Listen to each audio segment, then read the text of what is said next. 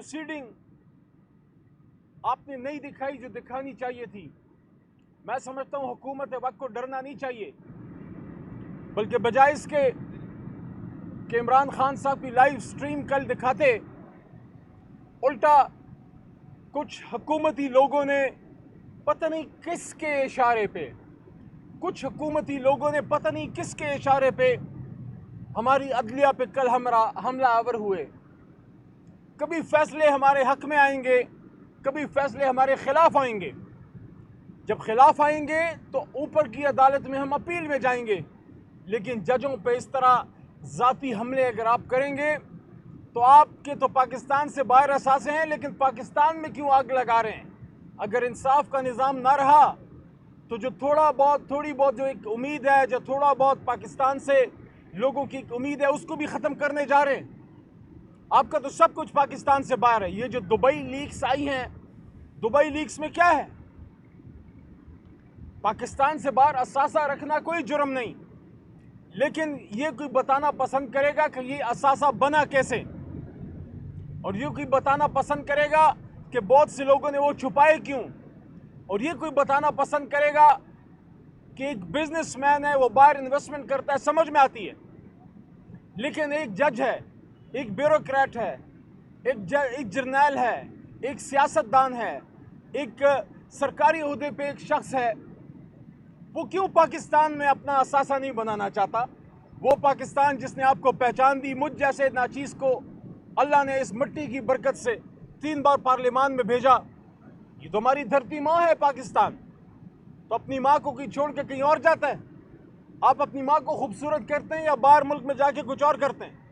तो मैं तो हैरान हूँ कि वो मुल्क जो आपको क्या से क्या बना देता है, आप उस मुल्क को इस काबिल नहीं समझते कि उसमें एक फ्लैट तक आप खरीदने के रवादार नहीं हैं। जिसने 25 करोड़ में से उठाकर आपको वजीर बना दिया, आपको जज बना दिया, आपको जर्नैल बना दिया, आपको सेक्रेटरी बना दिया, ग्रेड 21 ग्रेड 22, एक फ्लैट के रवादार आप नहीं हैं।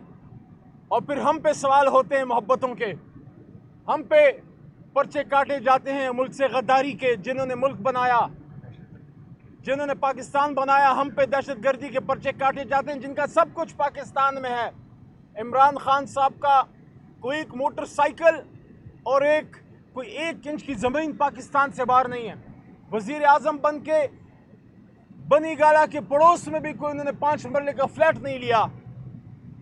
उस शख्स को कल किस तरह, जब वो पिक्चर मैंने देखी, मैं सुप्रीम कोर्ट में मोहतरम जज साहिबान की अदालत में जब बैठा था, मैं सोच रहा था पाकिस्तानियों, मैं सोच रहा था, क्योंकि मैं उस नस्ल से हूँ जो जब इतना था तो इमरान खान साहब को मैंने देखा पाकिस्तान का झंडा लहराते हुए।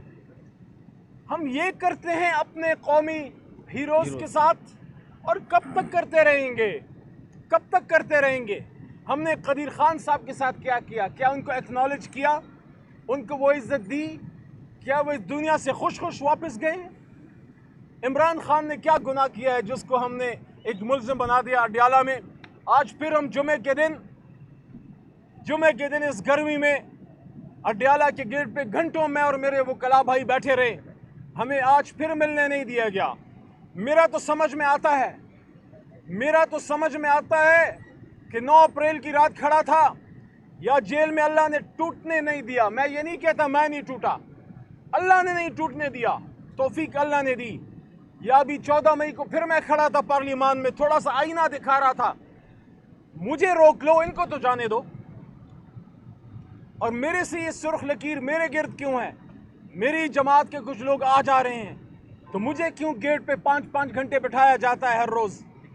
मेरा सवाल है, अली मोहम्मद ने क्या गुनाह किया है? क्या इमरान खान साहब से वफादारी ये गुनाह है उसका कि अपने